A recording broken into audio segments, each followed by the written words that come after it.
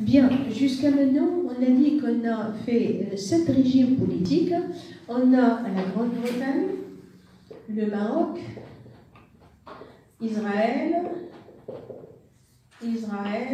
l'Allemagne, quoi d'autre? Les États-Unis et le Japon, c'est ça? Il reste 1, 2, 3, 4, 5, 6, on prend quoi hein? Et l'Allemagne, c'est déjà fait, Israël, non, l'Italie, non. Le Maroc, c'est déjà fait. 1, 2, 3, 4, 5, 6, la France, voilà, et la France, très bien. On a dit que concernant la comparaison, on va faire déjà, on a déjà fait un exemple entre les deux monarchies, le Maroc et la Grande-Bretagne, et vous pouvez faire ce jeu-là. Ça veut dire, vous allez prendre n'importe quel régime politique et vous allez le comparer avec l'autre, par exemple. Je ne sais pas moi, c'est à vous de choisir. C'est un exercice pour vous, vous pouvez le faire et vous pouvez m'envoyer, par exemple, votre travail à une adresse email du professeur Jamila et après on va corriger vos travaux sans problème. Vous pouvez le faire toujours point, elle va l'écrire là, il vaut mieux ici, comme ça pour tout le monde.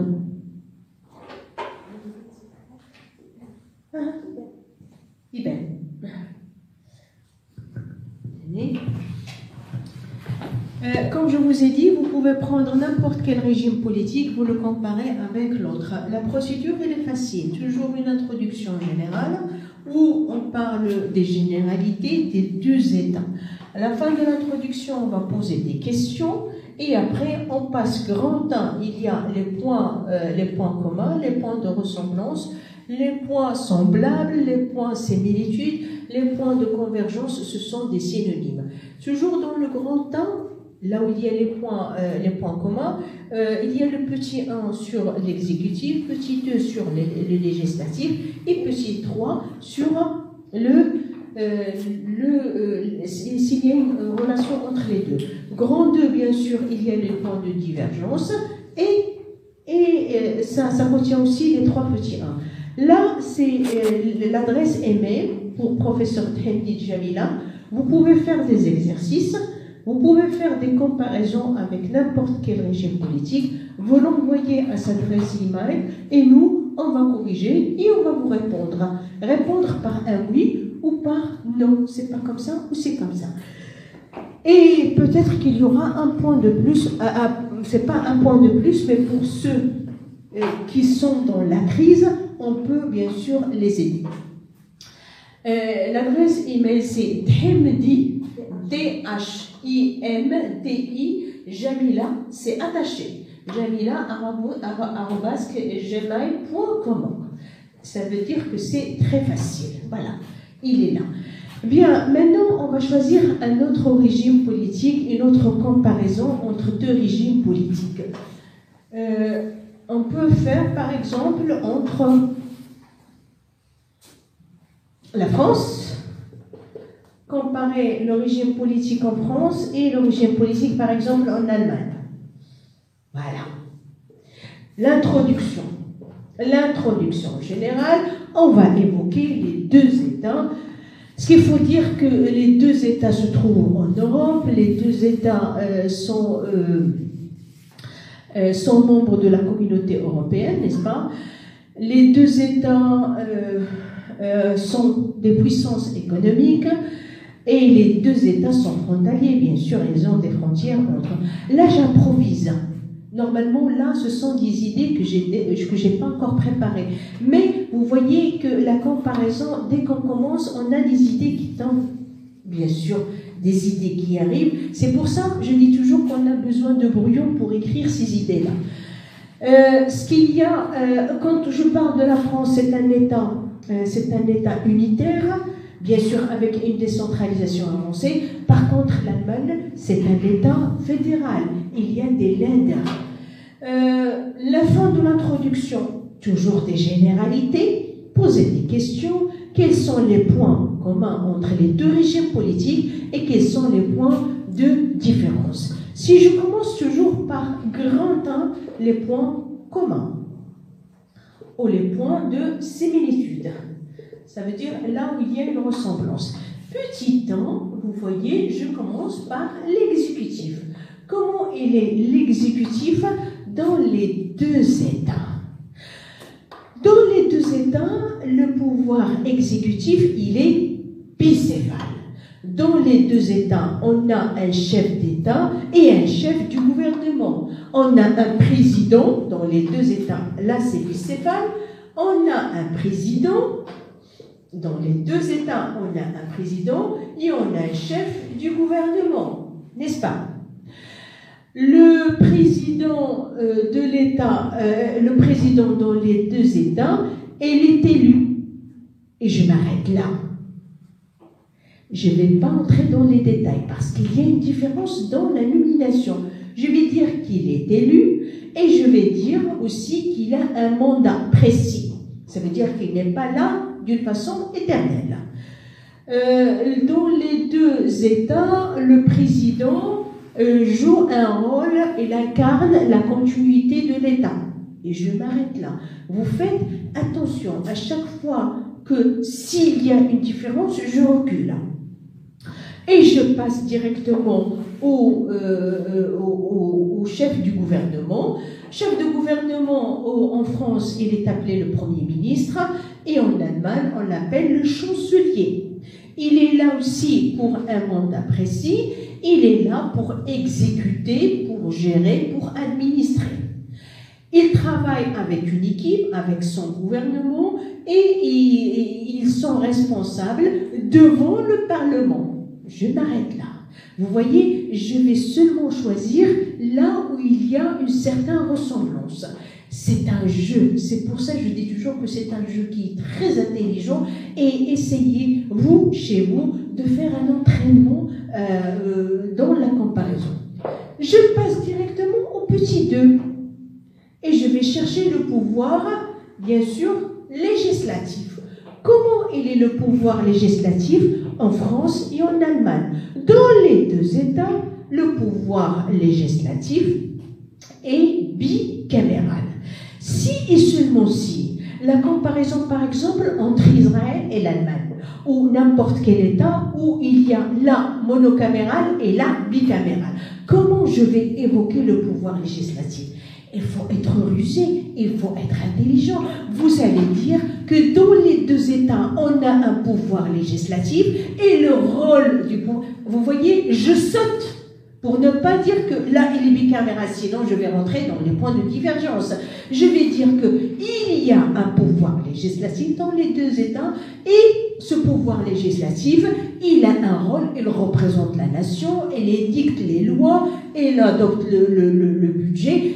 Et je vais faire ce jeu du monde. Bien, le pouvoir législatif dans les deux États, il est bicaméral. Il y a la chambre basse et la chambre haute. La première, elle est élue au suffrage, la chambre basse et la chambre haute. Élue au suffrage universel direct, dans l'autre, le suffrage universel indirect. Dans les deux États, dans les deux régimes politiques, on a la chambre basse. Qu'est-ce qu'il fait? Il fait les trois fonctions, aux triples fonctions. Ça veut dire qu'il vote les lois, il adopte le budget et il contrôle. Vous voyez, il y a toujours la dernière phrase qui va me donner le 3, petit 3. Que dans les deux États, il existe les moyens de recevabilité ou les moyens de sanctions mutuelles. Dans les deux États, l'existence des moyens de sanctions. On l'appelle les moyens de sanctions, on les appelle aussi les moyens de recevabilité ou les moyens de contrôle. Mutuel ou réciproque, c'est pareil. Bien. Là, ce sont les points de similitude. Je vais passer directement au grand 2. Grand 2, quels sont les points de différence ou qui différencient le régime politique en France et en Allemagne? Je vais passer de différence. différences. Je vais commencer par le petit 1, l'exécutif. C'est vrai qu'on a dit dans les deux, on est devant un exécutif bicéphale, mais faites attention. Le bicéphalisme en Allemagne n'est pas comme le bicéphalisme en France. En France, on a dit qu'on a un président qui est élu directement par le peuple. Le président en France, il a une vaste légitimité. Ça veut dire qu'il a des pouvoirs qui sont réels.